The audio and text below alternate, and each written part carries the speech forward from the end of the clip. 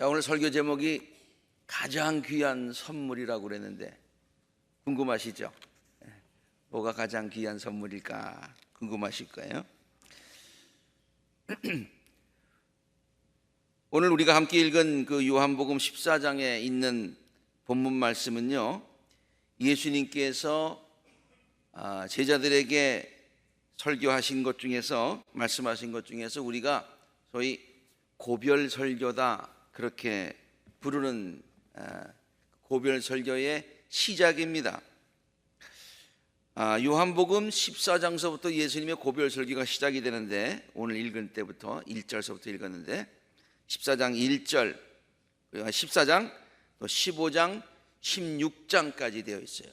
예수님의 고별 설교가 3장이나, 요한복음은 전체가 몇 장으로 되어 있어요? 여러 장으로 되어 있죠. 21장으로 되어 있는데 그 중에서 3장이 예수님의 고별 설교니까 요한 기자는 예수님의 고별 설교를 상당히 비중 있게 다루고 있는 것이죠. 굉장히 중요하다. 그 고별 설교라고 하는 것은 그저 예수님께서 제자들에게 행하신 마지막 설교는 아니었어요. 그 설교하고 또 어디 다른 데 가셔서 하시는 게 아니라 그냥 그 고별 설교는 이제 마치시고 그 십자가를 지시고요. 그래서 이제 육신적으로는 제자들과 이제 마지막인 그런 그때에 하신 설교예요. 그러니까 이 고별 설교는 어떤 면에서 보면은 사랑하는 제자들을 향한 유언과 같은 그런 말씀이었어요. 굉장히 중요한 그런 설교입니다. 예수님께서 이 말씀을 하실 때에 그 제자들의 모습을 우리가 그 말씀을 통해서 짐작해 보건대, 제자들은 걱정과 두려움으로 가득 차 있었어요. 왜냐하면 그동안 믿고 따랐던 예수님께서 그들 곁을 떠나시는 그런 상황이었기 때문에 그래요. 믿고 따르던 그 예수님이 떠나신단 말이에요. 예수님께서 고별 설교를 하시면서 다음과 같은 말로 시작하시는 것을 보면은 그 당시 제자들이 얼마나 불안해하고 있었는지를 너무나 잘 알 수가 있습니다. 너희는 마음에 근심하지 말고 두려워하지 말아라. 여기는 27절로 되어 있는데요, 물론 27절에도 저 말씀이 있어요. 그런데 오늘 읽은 1절에 너희는 마음에 근심하고 하지도 말고 두려워하지도 말아라 라는 말을 하시고서 이제 그 설교가 시작이 돼요. 마음에 근심하지 말고 두려워하지 말아라는 말을 왜 하셨을까요? 지금 제자들이 근심하고 있고 두려워하고 있기 때문에 말씀하셨던 것을 말씀하시지 않았겠어요? 그리고 계속해서 불안해하는 그런 제자들을 안심시키시는 그런 이야기가 14장에 계속해서 그 이후에 나옵니다. 8절 보면은요, 나는 너희를 고아처럼 버려두지 않고 너에게 다시 오겠다. 그러니까 제자들이 지금 고아처럼 버림을 받는 그런 불안한 마음이 있기 때문에 예수님께서 말씀하신 거예요. 그 2절과 3절에 그 다음에 근심하지 말라라고 말씀하시면서 내가 다시 와서 너희를 나에게로 데려가겠다. 내가 다시 오겠다. 내가 있는 곳에 너희들도 데려가겠다라고 안심을 시켜줍니다. 마치 그냥 어린아이를 놓고 떠나는 그런 그 부모님의 심정이고, 부모를 떠내버리는 어린아이의 불안한 그런 모습을 우리가 여기서 충분히 짐작할 수가 있습니다. 그리고 또 16절에는 고아처럼 내버려두지 않고 내가 아버지께 구해서 보혜사를 너에게 보낼 텐데 그 보혜사가 너희와 함께 영원히 있을 거야. 너희가 혼자가 아니야. 내가 보혜사의 모습으로 다시 올게 라고 그렇게 제자들을 안심시키시고 안심시키시는 것을 볼 수가 있습니다. 그래도 제자들이 계속해서 불안해하자 예수님은 제자들에게 다음과 같은 약속을 해 주십니다. 이렇게 여러 가지로 말씀으로 하시고 나서도 또 불안하셔서 예수님께서 다한 것 같은 약속을 해주시는 거예요. 자, 너희가 내 이름으로 구하는 것은 내가 무엇이든지 다 이루어 주겠다. 이것은 아들로 말미암아 아버지께서 영광을 받으시려는 것인데, 시작. 너희가 무엇이든지 내 이름으로 구하면 내가 다 이루어 주겠다. 이렇게 말씀을 하세요. 그리고 나서 이건 14장에 말씀하신 것인데 15장에 또 말씀하세요. 빨간 걸로만 된 거 읽겠습니다. 시작. 너희가 내 이름으로 아버지께 구하는 것은 무엇이나 받게 하려는 것이다. 같은 내용이죠. 그리고 설교를 거의 마쳐 가시면서 또 말씀하세요. 16장에 내가 진정으로 너에게 말한다. 시작. 너희가 아버지께 구하는 것은 무엇이나 아버지께서 내 이름으로 주실 것이다. 지금까지는 너희가 아무것도 내 이름으로 구하지 않았다. 구하여라. 그러면 받을 것이다. 그래서 나도 기쁘고 너도 기쁘고 다 그렇게 되게 할 것이다 라고 예수님이 말씀하신 거예요. 자, 예수님께서 마지막에 제자들에게 말씀하신 그 말씀들을 요약해 보면은요, 뭐냐면은 내 이름으로 구하면 무엇이든지 다 이루어 주시겠다는 약속의 말씀을 반복해서 몇 번씩이나? 3번씩이나 14장, 15장, 16장 그리고 또 강조해서 말씀해 주시고 있는 것입니다. 저는 이것을 예수님께서 이렇게 내 이름으로 구하면 무엇이든지 다 주겠다고 하신 이 약속, 그것을 예수님께서 제자들에게 주신 가장 크고 귀한 선물이라고 저는 생각합니다. 무엇이든지 구해라, 내 이름으로 구해라 하고 예수님 이름을 사용할 수 있는 고난과 특권을 주셨어요. 이거보다 더 큰 선물이 어디 있어요? 그렇죠? 예. 그리고 그 선물은요, 제자들에게 주신 것뿐만이 아니라 오늘날 우리들에게도 주신 가장 귀한 선물인 줄로 믿습니다. 그래서 제가 오늘 설교를 하는 거죠. 옛날에 제자들에게 그런 큰 좋은 선물 줬대. 와, 부럽다. 그러면 못하러 우리가 얘기하겠어요. 그 선물이 동일하게 우리에게도 가장 귀한 선물이기 때문에. 그리고 그 선물은요, 제자들이 살던 그 시대에만 유효했던, 그때는 통했었는데 지금은 안 통하는 게 아니라 그때도 통하고 지금도 동일한 효력을 발휘하고 있는 줄로 믿습니다. 그런데요, 예수님께서 한 설교에서 이렇게 같은 이야기를 여러 차례 반복하신 이유가 어디 있을까요? 우리나라 사람들은 쉽게 이해할 거야. 3-4번 확실하잖아요, 그렇죠? 그런데 왜 이렇게 3번씩이나 말씀하셨을까? 라고 하는 데서 제가 좀 초점을 맞추고 묵상을 해 보았습니다. 그것은 뭐냐면은 예수님을 위해서라기보다도 듣는 제자들을 위해서 그렇게 말씀을 하신 것 같아요. 그리고요, 그것은 제자들에게 그 선물이 꼭 필요한 것을 아셨기 때문에 그래요. 너희들이 이거 꼭 필요하다. 예, 감사합니다. 근데 그 필요한 걸 잘 모르는, 아직까지 잘 깨닫는 것 같지가 않아. 너희 진짜 이거 필요한 거야? 너희 진짜 이거 필요한 거야? 라고 강조해서 말씀하시기 위해서 이렇게 3번씩이나 반복하셨다는 얘기예요.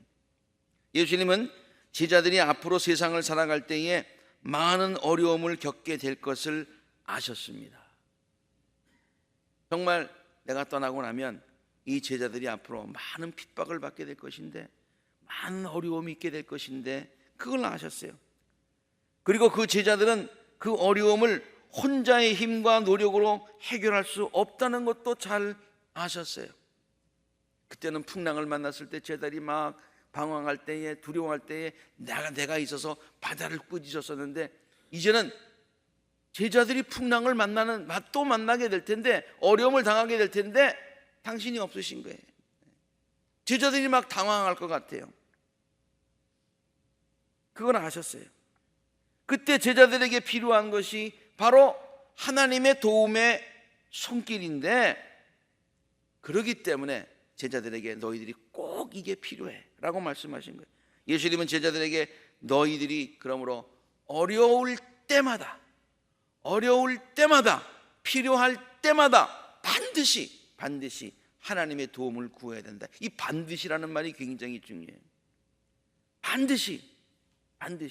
왜냐하면 제자들이 자기에게 있는 그 선물, 특권, 권리를 잘 깨닫지 못하고 당황해서 사용하지 못할까 봐 꼭 써라, 이거 꼭 써야 된다 라고 예수님께서 당부하신다는 말씀이에요.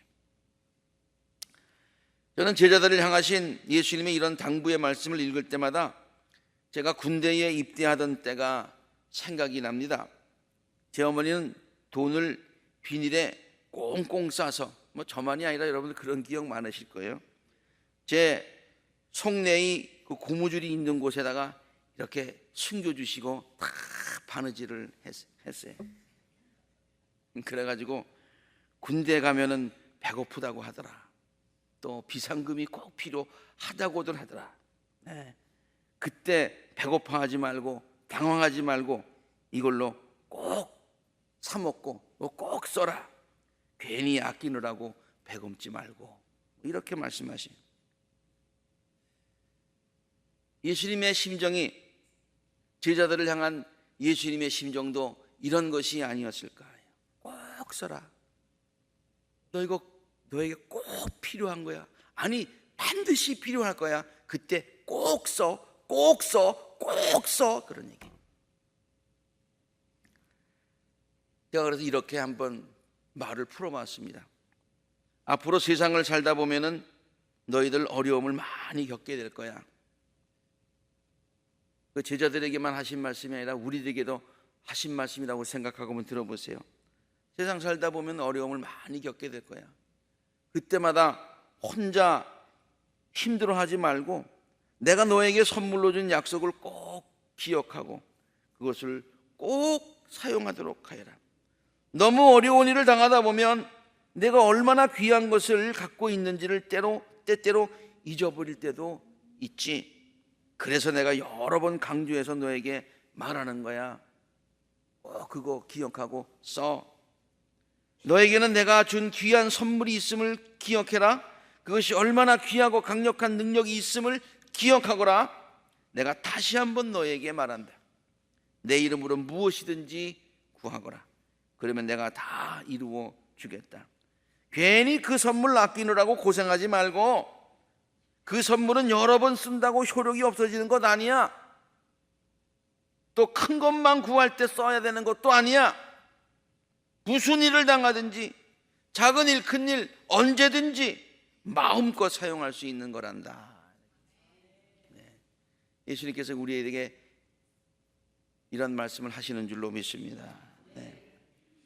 두 번째로 예수님께서 제자들에게 그 귀한 선물을 마음껏 사용하라고 반복해서 강조해서 말씀하신 또 하나의 이유가 있는 것 같아요. 그러니까 예수님의 마음이 무엇일까라는 그런 마음에서 한번 묵상을 하다가 이런 생각을 했어요. 혹시라도 제자들이 하나님께 무엇인가를 간구해야 될 때에, 필요할 때에 필요한 것은 있는데 간구는 해야 되겠는데 자신들의 자격을 생각하면서 내가 이렇게 부족한데, 내가 이런 잘못을 했는데, 아니 내가 어찌 감히 하나님께 그런 것을 구할 수 있겠는가. 그래서 마땅히 구해야 할 것을 구하지 못하지는 않을까라는 그런 염려가 된 거예요. 필요한데 내가 어떻게 간구하지? 그래서 예수님께서 걱정하지 말고 네 자격 가지고 간구하라는 것이 아니라 내 이름 사용해서, 내 은혜 의지해서, 내 이름 의지해서 기도해. 그렇게 3번씩이나 말씀하신 거예요. 사실 우리들은 하나님께 무엇을 당당하게 구할 자격이 없습니다. 그건 제자들도 알고 예수님도 아시고 우리들도 알고 있는 거예요. 그래서 필요한 것이 있어도 내가 하나님께 이런 것들을 구할 만한 자격이 있는가라는 생각이 날 때가 참 많습니다. 예수님은 우리들이 그런 생각을 할까봐 염려가 되셔서 주저하지 말고 구할 것을 하나님께 당신의 이름으로 구하라고 그렇게 가르쳐주고 계신 것이에요. 우리들의 자격을 보지 말고 예수님의 이름을 의지해서 구하라, 그렇게 가르쳐 주신 것이지요. 이것이 은혜입니다. 우리들은 그 선물을 은혜로 받았습니다. 그러므로 우리들이 그것을 사용할 때에 우리들의 자격을 따지지 않아도 됩니다. 감사함으로 사용하면 됩니다. 어떻게 사용하라고요? 감사함으로 사용하면 된다는 얘기예요. 그래서 하나님의 은혜를 마음껏 누리면 됩니다. 그리고 우리들의 기도가 예수님의 이름 때문에 응답을 받으면 그 이름을 선물로 주신 예수님께 감사하고 예수님께 영광을 돌리고 그 감사함에 보답하는 삶을 살면 되는 것입니다. 예수님은 우리들의 이러한 태도를 기뻐하십니다. 여러분, 자녀들이 잘 되는 거 보면 부모의 기쁨이죠. 마찬가지예요. 우리들이 그 특권을 누리며 예수님의 은혜를 누리며 기쁨 가운데 살아가는 것 주님께서 기뻐하신단 말이에요. 그래서 우리 보고 꼭 써라, 그거 꼭 써라, 마음껏 써라. 네 자격 생각하지 말고 감사한 마음으로 써라. 예수님께서 마지막 유언적인 설교에서 여러 차례 제자들에게 이렇게 말씀하신 이유가 바로 여기에 있지 않나 한번 묵상해 보았습니다. 예수님의 이름으로 드리는 기도에는 큰 힘이 있습니다. 제가 맨 처음에는 예수님의 이름으로 드리는 기도에는 큰 힘이 있는 줄로 믿습니다. 그러다가 아니, 그것은 팩트니까, 진리니까 그냥 힘이 있습니다, 그렇게 쓴 거예요. 설교 준비할 때 이렇게 그냥 단어 하나하나 하는 것도 신경을 쓰는 거예요. 예? 큰 힘이 있는 줄로 믿습니다가 아니라 큰 힘이 있습니다. 있습니다. 믿습니까? 네. 왜냐하면 예수님의 이름에 큰 능력이 있기 때문에 그래요. 예수님의 이름으로 기도하는 거기에는 큰 힘이 있는데 왜? 예수님의 이름에 능력이 있기 때문에. 구약에 보면은 느헤미야라고 하는 사람이 있죠. 예루살렘 성벽을 재건하기 위해서 이제 술관원으로 있다가 이제 예루살렘에 가지 않습니까? 근데 그가 섬겼던 아닥사스다 왕이 그의 이름으로 된 친서를 그에게 써서 줍니다. 친서를 쓰는 거예요. 사랑하는 신하가 이제 멀리 떠난다니까 염려가 돼서 써주는 거예요. 왕의 친서는 큰 힘을 발휘했어요. 느헤미야가 그 친서를 가지고요, 그 예루살렘 팔레스타인 지역에 있는 그 주위에 있는 총독들에게 보이는 거예요. 왕의 친서를 보이는 거예요. 그러면 느헤미야가 성벽을 건설하는데, 재건하는데 필요한 모든 물자를 그냥 막 주는 거예요. 만약에 느헤미야가 가가지고 주시오 그러면 너 지금 제정신이냐? 그렇게 얘기할 거예요. 네가 무슨 자격으로 나한테 그런 걸 요구하냐? 그런데 친서를 딱 갖다 드리려니까 물어보지도 않아. 무조건 내줘라. 왕의 이름으로 된 친서도 이렇게 큰 위력을 발휘하거늘 하물며 예수님의 이름으로 간구하는 기도야 얼마나 더 큰 힘이 있겠습니까? 아멘. 이런 의미에서 예수님의 고별 설교는요, 매우 중요한 그런 설교입니다. 왜냐하면 예수님은 그 설교를 통해서 우리들에게 하나님께 기도드리는 획기적인 방법을 가르쳐 주셨기 때문이에요. 제가 획기적이라고 하는 말을 쓴 이유는 그전에는 그런 방법이 없었어요. 구약 시대에는 누구의 이름을 의지해서 기도하는 방법 자체가 없었잖아요. 부족한 인간이, 죄 많은 인간이, 흠 많은 인간이 거룩하시고 초월하신 하나님께 직접 나아갈 수가 없어서 이름조차 부르지 못하는 그때 아니었습니까? 그래서 제사장이라고 하는 그 제사장, 사람은 부족하지만 제사장이라고 하는 성직을, 그 오피스를 가진 사람들에게 기도를 부탁을 했던 거예요. 그런데 예수님의 고별 설교를 통해서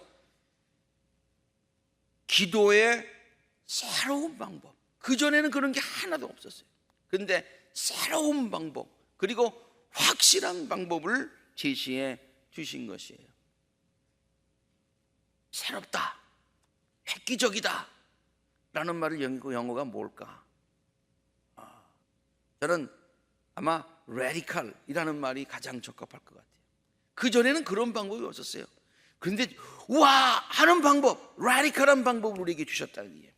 그리고 확실한 방법, 이건 뭐 100% 확실한 방법, 이걸 주셨다는 얘기예요. 예수님의 이름을 의지하여 드리는 기도의 방법은 정말로 획기적인 기도의 방법이었어요. 그전에는 그런 방법이 없었고, 그런데 누구나 하나님께 직접 드릴 수 있는 기도의 방법이 어떻게 돼요? 제사장을 통해서, 누구를 통해서 이렇게 드리는 방법인데, 이제는 예수님께 우리 모두가 누구든지 직접 드릴 수 있는 방법이라니까요. 이게 얼마나 획기적인 거예요. 너무나 획기적이니까 사람들이 잘 믿지 못하고요, 진짜 그래도 되나? 그러고서 그 이후에 나중에 교회 역사를 보면은 가톨릭 교회가 그래도 우리가 좀 부족한데 우리가 어찌 감히 이래가지고 자꾸 뭘 덧붙였잖아요. 예수님께 직접 드리지 못하고 마리아 통해야 되는 거 아니야? 공적이 많은 성자들의 업적을 우리가 좀 빌려서 기도해야 되는 것 아니야? 요셉에게 기도하고 뭐 누구에게 기도하고 뭐 그렇게 기도해요. 종교개혁에 관한 이야기들을 읽어보니까 마틴 루터는 법과를 공부할 때에 이제 큰 어떤 사건을 경험하고서 이제 수도사가 되는데, 그 수도사가 되는 그 사건이 벼락이 치는 그런 사건이었어요. 그 다급한 상황에서 예수님 도와주세요 그렇게 안 하고요, 안나요 나를 도와주세요 그렇게 얘기를 했어요. 안나요, 안나는 누구냐면은 예수님의 어머니의 어머니야. 예수님께 우리가 어떻게 감히 나가냐? 어머니에게, 아니 어머니도 우리가 어떻게 그냥 그 할머니에게 기도하면 되지 않을까? 안나에게 기도했어요. 근데 예수님의 이름으로 기도하는 것은 정말로 획기적인 방법이에요. 나중에 그 전에는 몰라서 못했고 그 전에는 알았음에도 불구하고 야, 그 진짜 해도 되는 거야? 라고 가톨릭 교회가 그렇게 가르쳤다니까요. 예수님이 말씀하셨는데 우리 그 방법을 확실하게 쓸 수 있게 되기를 바랍니다. 의심하지 말고 쓰시기를 바랍니다. 예수님의 이름을 의지해서 드리는 기도의 방법은 정말로 확실한 방법이라고 제가 말씀을 드렸는데, 왜 확실한 방법일까 한번 생각을 해봤어요. 그래서 야, 진짜 확실한 방법이다라고 깨달은 것이 있었어요. 그것은요, 잘 들어보세요. 당신의 이름을 사용하여 기도하라고 가르쳐 주시는 예수님과 지금 이렇게 기도하라고 가르쳐 주신 분이 누구예요? 예수님이죠. 그리고 내 이름 쓰라고 허락하신 분이 예수님이죠. 그리고 그 기도를 들어주시는 분이 또 누구예요? 예수님이잖아. 확실하죠? 확실하죠.